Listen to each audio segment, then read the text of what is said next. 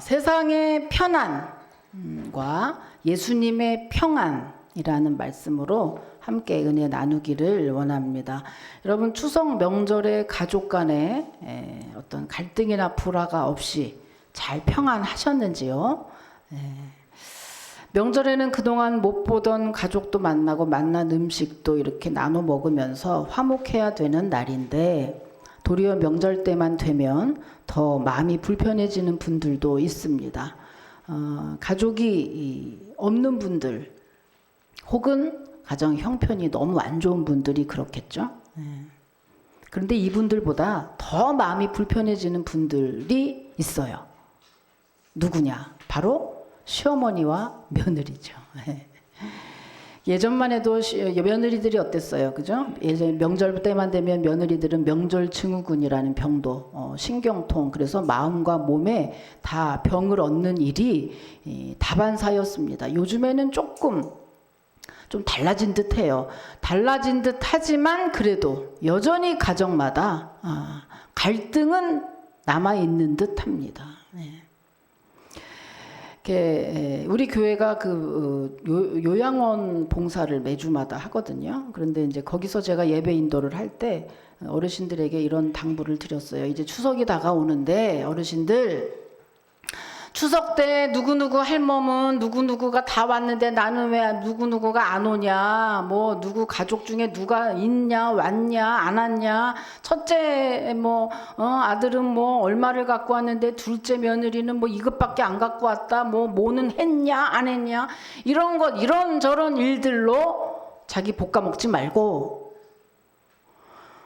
그냥 마음을 제발 평안하게 가지시라고 당부를 드렸어요. 당부를 드리고 왔는데 어쩐지 모르겠어요. 여러분, 명절이 내 마음보다 중요하다. 예수 믿는 사람은 세상 명절 때문에 울고 웃고 하는 게 아니라 하나님의 명절, 하나님의 절기를 더 중요하게 생각하는 것이니 아무쪼록 어르신들 마음 지키세요, 이렇게 당부하고 왔거든요. 마찬가지입니다, 여러분.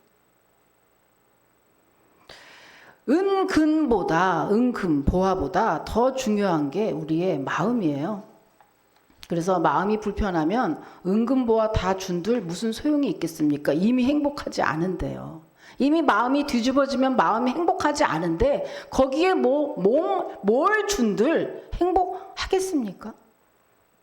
그래서 초가 삼간에 살아도 마음만 편하면 그곳이 천국이라고 하는 거죠. 오늘 성경에서는 예수님이 그 평안을 우리에게 주시겠다고 약속을 하고 계십니다. 27절에 보면요, 평안을 너희에게 끼치노니 곧 나의 평안을 너희에게 주노라. 내가 너희에게 주는 것은 세상이 주는 것과 같지 아니하노라. 너희는 마음에 근심하지도 말고 두려워하지도 말라고 했습니다. 이 성경을, 이 본문을 자세히 읽어보니 평안에는 두 가지가 있네 라는 걸 알게 돼요. 두 가지가 있네. 첫째는 세상이 주는 평안, 두 번째는 예수님이 주는 평안, 이렇게 두 가지가 있구나. 근데 여러분, 세상이 주는 평안, 이 평안은 뭘까? 세상이 주는 평안은요, 사실은 평안보다 편안이라고 부르는 게 맞아요. 세상이 주는 평안은 환경이나 또 조건에 의해서 주어지는 육신의 안락함을 의미합니다. 그러니까 평안이 아니고 편안, 영어의 comfortable, 즉 몸이 안락해지는, 몸이 편안해지는 것을 의미해요. 예를 들면 뭐라고 할까요? 우리 자동차로 치면요, 우리 교회 봉고차, 그죠? 우리 교회 봉고차를 탑니다. 비포장도로 길을 가면요, 말 잘못하면 혀 잘라져요. 그죠? 봉고차. 그 봉고차 타다가 갑자기 아우디나 벤츠로 딱 갈아탔다. 어떻겠습니까? 승차감 끝내주죠. 조금 보태서 얘기하면 천국과 지옥만큼 다를걸요. 편한 거 좋습니다. 좋아요. 여러분, 아주 좁은 집에 살다가 아주 평수가 넓은 몇십 평짜리 좋은 아파트 이사 갔다고 칩시다. 어떻겠습니까? 미치도록 좋겠죠. 미치도록 편안하겠죠. 말하면 뭐해. 근데 여러분, 세상이 주는 평안이라는 것은 바로 이런 거를 얘기해요. 세상이 주는 평안은 편안한 거, 이것을 의미합니다. 근데 여러분, 세상이 주는 편안함 참 좋아요. 그런데 단점이 하나 있어요. 세상이 주는 편안한 것은 단점이 하나 있는데 바로 뭐냐? 한계가 있다는 거예요. 환경이나 조건이 변하면 일순간에 깨진다는 겁니다. 예를 들면 뭐 사업도 잘 나가다가 망할 수 있잖아요. 그죠? 또 아니면 뭐 능력이 좋은 남편이나 부인하고 이혼할 수도 있는 거예요. 그러면 일순간에 깨져버린다니까? 이에 비해서 여러분, 예수님이 주시는 평안은 환경이나 조건을 초월해서 주어지는 영혼의 만족을 의미해요. 이 말은 무슨 말이죠? 환경에 좌우지되지 않고 환경이 변해도 이 평안은 늘 유지될 수 있다는 거예요. 그럼 여러분, 질문 하나 드릴까요? 여러분은 편안이 좋으세요? 평안이 좋으세요?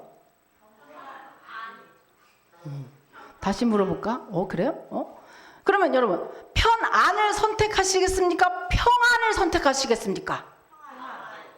아유, 참, 어느 교회야? 아유, 우리 교회는 너무 똑똑해서 이게 말이 안 되네.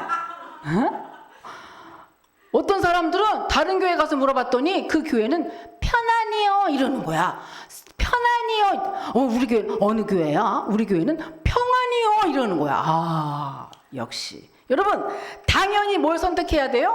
평안이요. 평안을 선택해야 됩니다. 물론 마음의 편안이 이렇게 가긴 가. 그러나 이걸 선택하는 게 아니고 이걸 선택해야 돼요. 왜 그렇죠? 여러분, 평안이 편안보다 더 크고 더 좋기 때문이에요. 아까 말했잖아요. 편안은 잠시는 편할지 모르지만 편할 수 있다니까? 갑자기 날아갈 수 있다니까? 그럼 그때 되면 뭐야? 꽝 되잖아.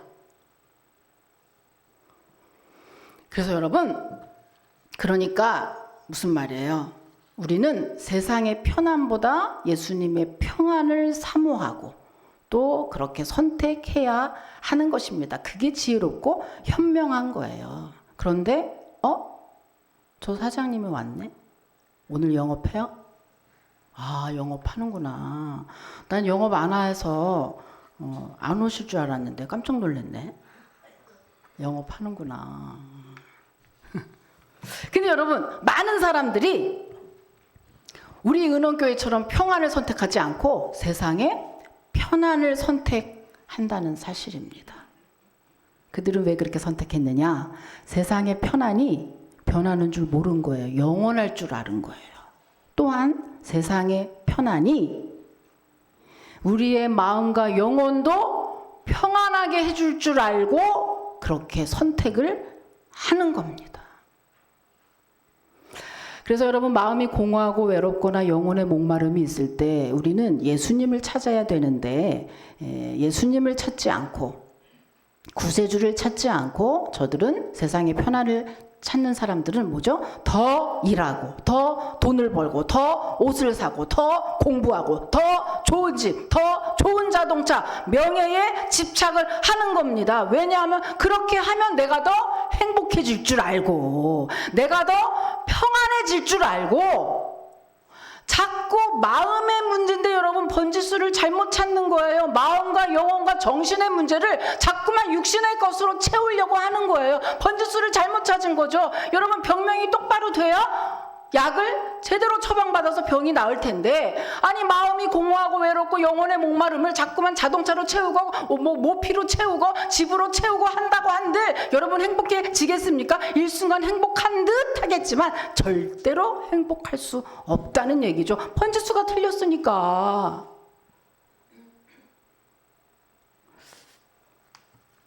여러분, 육신의 편안함이 우리의 마음과 영혼까지 만족시킬 수 없습니다. 왜냐하면 육신의 욕망은 끊임없이 더 좋은 거, 더 좋은 거, 더 나은 거 끊임없이 추구하기 때문에 얘를 만족시키려면은 없어. 옛날에 이런 말이 있어. 아기를 보는데 안아줘도 낑낑, 업어줘도 낑낑. 뭐예요? 그 다음? 밟아주기자 이런 말이 있어요. 안아줘도 낑낑, 업어줘도 낑낑, 밟아주기자 이런 말이 있는데 왜 끊임없이 욕망이 왜? 다 됐나 싶으면 또 50평으로 갔는데 또 100평이 낫지 않나 이지랄하고 욕도 나오네 막 그냥 막 욕이 나와 막 그냥 끊임없이 막 추구하니까 만족이 없어 만족이. 근데 그거를 계속 쫓아가면 어떻게 되겠어요?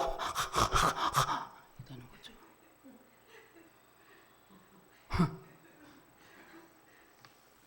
그래서 속는 거예요. 여러분 육신의 욕망은 끊임없이 더 나은 것을 추구하기 때문에 일시적으로는 만족하는 것 같지만 결국에는 마지막에 또다시 공허함만 남게 된다. 공허함만. 그 스페즈 목사님이 이런 말을 했습니다. 당신은 조금만 더 소유하면 나는 만족할 거야 라고 말합니다. 그러나 그것은 착각입니다. 당신의 현재 가진 것에 만족하지 못하면 비록 2배가 된다고 해도 결코 만족하지 못할 것입니다 라고 했습니다. 전적으로 동의하죠. 그런즉 우리는 어떻게 해야 됩니까? 육신의 환경에 좋은 것을 물론 추구해야 되죠. 그러나 그것을 먼저 추구할 게 아니라 뭘부터 추구해야 돼요? 예수님이 주시는 평안을 먼저 추구해야 되는 것입니다. 여러분 신앙생활은 신앙생활 잘하는 사람, 신앙생활의 핵심이 뭔지 아십니까? 우선순위예요. 순위를 잘 따지면 잘하는 거예요. 여러분 일 잘하는 사람들 딱 보세요. 일 잘하는 사람들 뭘 잘하는 거냐? 일머리를 외워서 일머리를 딱 보고 뭘 우선으로 할지를 잘 알 때 일을 잘하는 거예요. 그게 신앙생활 잘하는 사람은 뭘 잘하느냐? 우선순위를 잘 알아. 뭘 우선으로 해야 할지를 잘 알아. 잘 생각해 보세요. 내 말이 틀리나? 맞거든요. 쫙 보고 부엌에 가서도 쫙 봤을 때 씻는 거 먼저 타타타닥 씻는 거 타타타닥 다 해놓고 일 못하는 사람은 이거 했다 저거 했다 이거 했다 저거 했다 갑자기 설거지했다 갑자기 또 이거 했다 이 또 욕 나오네. 그럼 한가득 벌려놓고 뭘 하는지 몰라. 왜 그렇죠? 우선순위를 정리를 못하는 거야. 신앙생활 잘하는 사람 뭐예요? 하나님의 마음을 기쁘게 하는 사람 뭐예요? 우선순위가 뭔지를 잘 알아. 하나님 먼저. 그게 무슨 말이에요? 세상에서 뭐 바보 되라는 거예요? 가난하라는 거예요? 아니에요. 세상이 주는 편안 쫓아가되 뭐예요? 예수님이 주시는 평안 먼저 쫓아가고 그 다음에 쫓아가면 누가 뭐래. 근데 이 우선순위를 자꾸 놓치는 게 이게 문제라.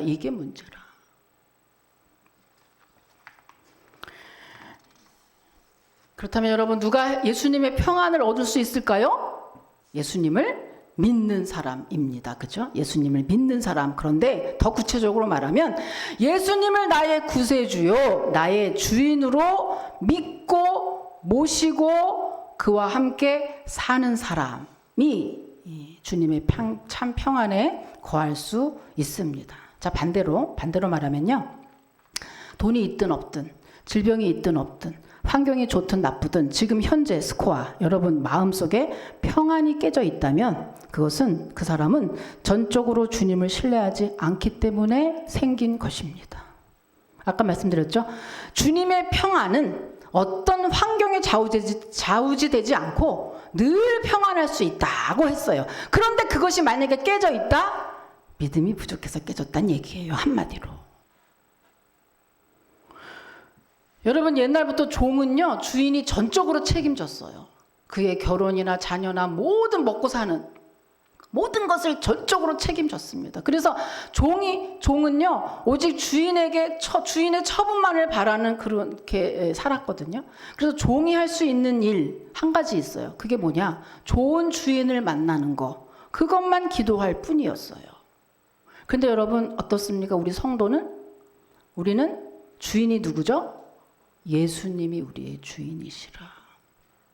그 예수님은 좋은 주인이시죠. 선한 목자예요. 우리의 영혼도 우리의 육신도 다 전적으로 책임지시고 이 땅에서도 뿐만입니까? 저 땅에서도 영원한 영생으로 우리의 영혼을 책임져 주시는 아주 선한 목자라. 그래서 그 예수님 안에 있는 자, 그 예수님을 믿는 자들은 언제나 우리에게 하나님이 전적으로 책임져 주신다고 하는 겁니다. 예수님이 우리에게 내가 너희를 전적으로 책임져 주마 하는 증표를 하나 줬다 이거예요. 그 증표가 뭐냐? 평안이라는 거예요. 자, 오늘 본문 27절에 보면 그 얘기가 나와 있어요. 다시 한번 27절 여러분 한번 읽어보십시오. 예, 시작.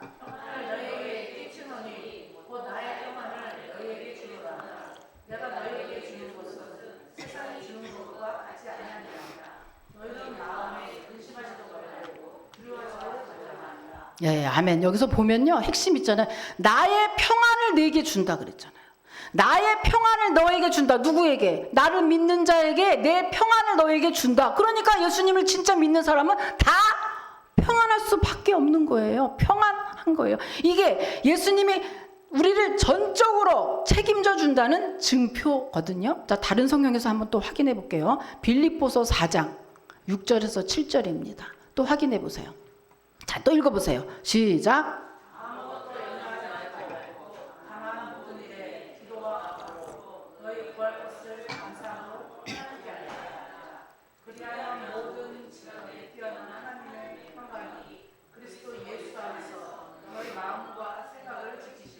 아멘. 이 핵심이 뭡니까? 하나님이 우리가 근심하고 염려할 수밖에 없을 때 주님께 기도하잖아요. 그죠? 그런데 기도의 응답을 주기 전에 내가 너에게 기도 응답을 주겠다라고 하는 증표로 먼저 주는 게 있다. 그게 뭐예요?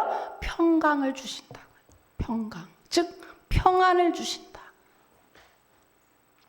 그러니까 여러분 예수님 잘 믿는 예수님 안에 있는 성도는 평안할 수밖에 없다고 하는 겁니다. 여러분 오늘 본문의 배경을 보면 더 확실히 알 수 있어요. 오늘 본문의 내용은 무슨 내용이냐?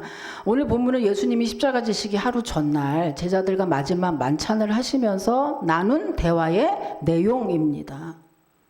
예수님이 이제 죽는다고 내가 이제 죽을 거야 이 말은 차마 못하고 난 이제 너희를 내가 먼저 가서 거처를 예비한다. 내가 이제 가서 우리들이 함께 있을 너희들이 나중에 있을 그 거처를 예비하러 내가 간다. 그러니까 어디로 가서요? 거기가 어디예요? 계속 물어보니까 예수님이 글쎄 지금은 내가 너희와 같이 갈 수 없지만 나중에는 함께 그곳에 있으리라. 이러면서 계속해서 간다고 말씀을 하시니까 제자들이 삽시간에 두려움과 근심에 빠지게 됩니다.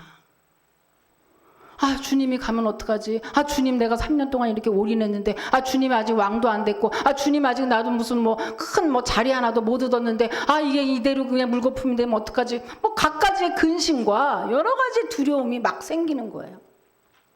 그때 예수님이 제자들에게 뭐라고 말씀하셨느냐? 그게 26절이거든요. 내가 떠나도 내 이름으로 보혜사 성령을 보내줄 건데 그 보혜사 성령은 내가 있는 것과 똑같다.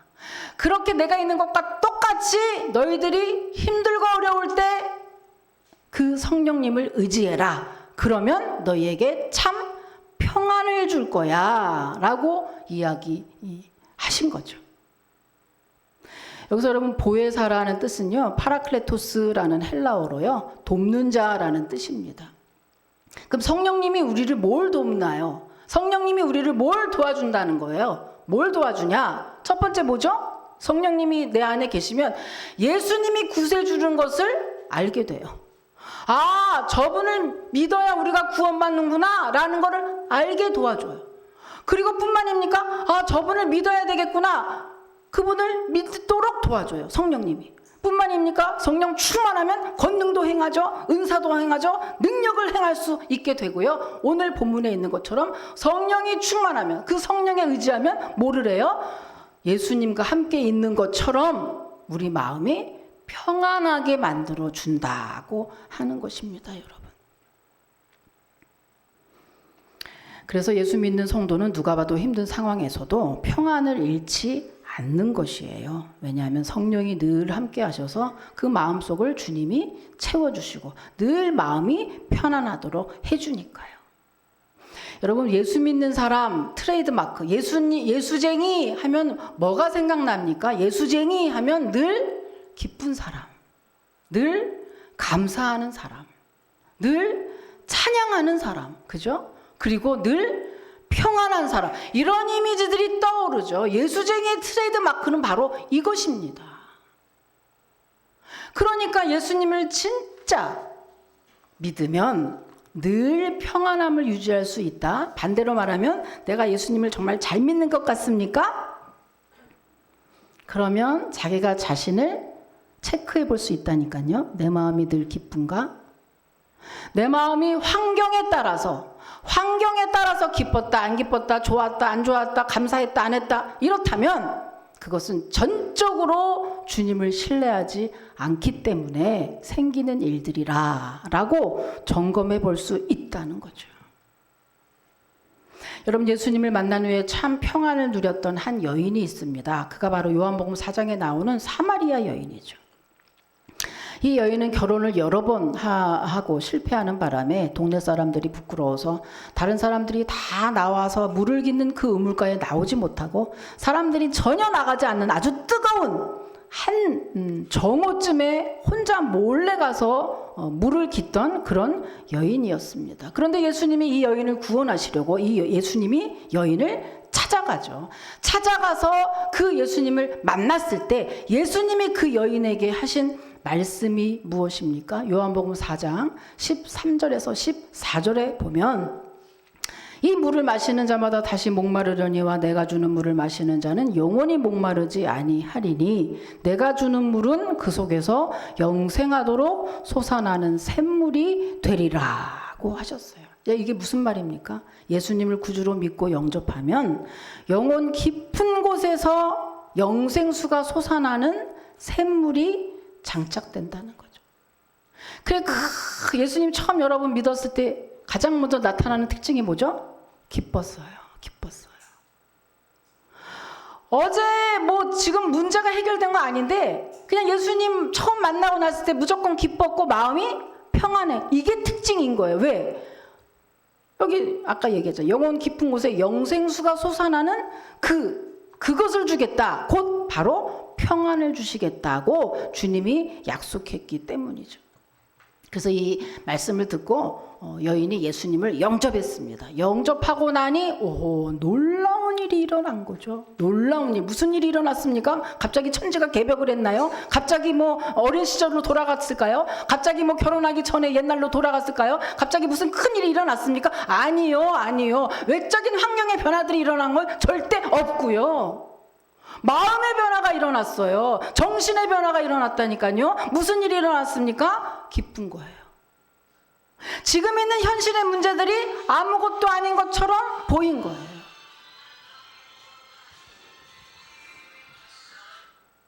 너무 기뻐가지고 이렇게 핸드폰 벨도 막 울리잖아. 기쁘다면서 벨은 안 울려도 되는데 막 기쁘다 할렐루야 하면서 막 벨을 막 울리고 막 핸드폰 무음으로 바꾸십시오.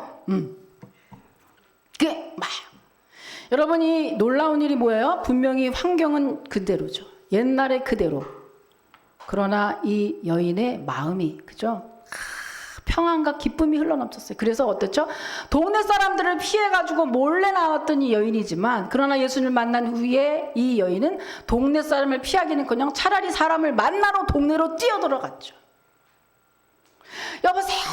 여보세요. 메시아를 만났어요. 메시아를 제가 만났어요. 여러분, 메시아가 오셨습니다. 그분이 이제 오셨어요. 그분을 만나면 우리의 모든 것들이 다 해결이 됩니다. 지금에 있는 현실은 문제가 아니에요. 여러분, 그분이 오셔서 이제 우리를 죄 가운데서 영원한 생명을 주실 그분이 오셨어요. 이 간증을 듣고 온 동네 사람들이 나왔는데 나중에 예수 그리스도의 그 복음을 듣고 저들이 어때요? 정말 온 동네 사람들이 다 예수를 믿게 됐다는 그런 이야기입니다. 여러분, 예수님을 만나기 전에 이 여인은 남편을 여럿을 만나도 마음에 평안이 없었어요. 다시 말하면 예수님을 만나기 전에 이 여인은 남편만 잘 만나면 마음에 평안이 있을 줄 알았어요.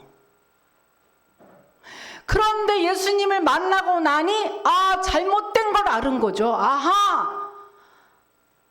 결혼 한번 잘한다고 돈으로, 남편으로, 뭔가의 외적인 조건으로 마음의 진정한 평안이 오는 게 아니구나.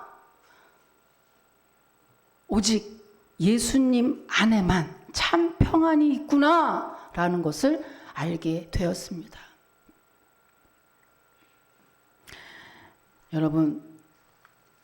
여러분이 무엇 때문에 힘들어하고 무엇을 쫓아가는지 저는 알 수 없지만 여러분이 혹여라도 꼭 사마리아 여인을 통해서 우리들이 생각할 것은 세상 쫓아갈 때 남편이, 결혼이, 여러분 명예가, 여러분의 사업의 성공이 여러분에게 참 평안을 주지는 못한다는 사실이에요.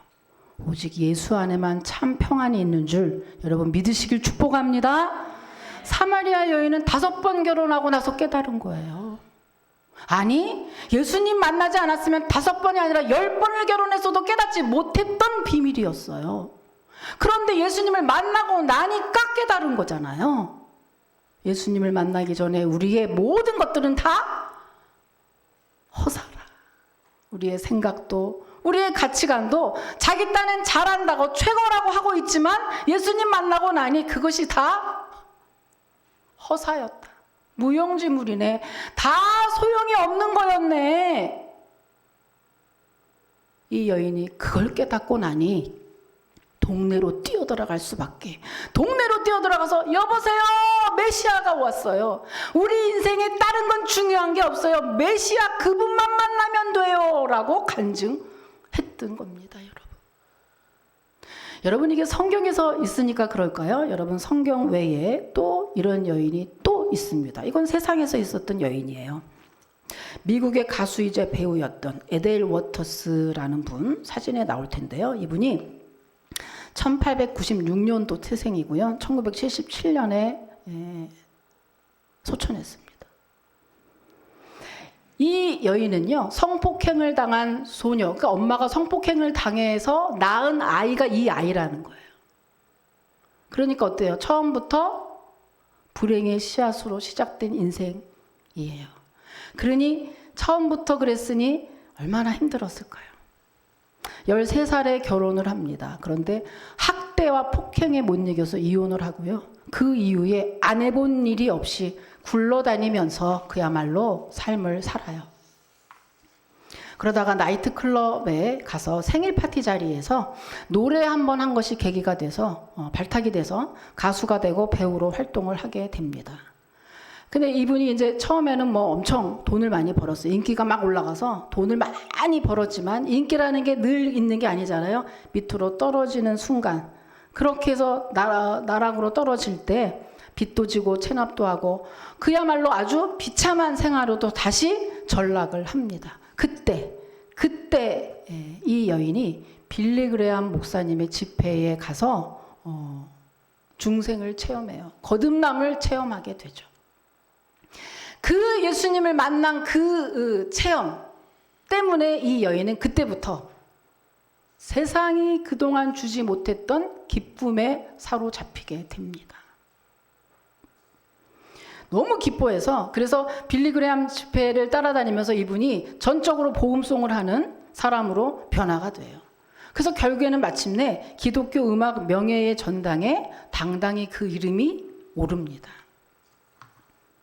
그래서 이분이 얼마나 기쁨의 삶을 마지막까지 살았는지 사람들이 이제 하다 보면은 가수가 이렇게 변하면은 궁금하잖아요. 그러니까 이제 이분이 옛날에 불렀던 그 히트송이 스토미 웨더리라는 폭풍의 계절이라는 곡을 불렀는데 제가 들어보니까 뭐 좋긴 좋더라고요.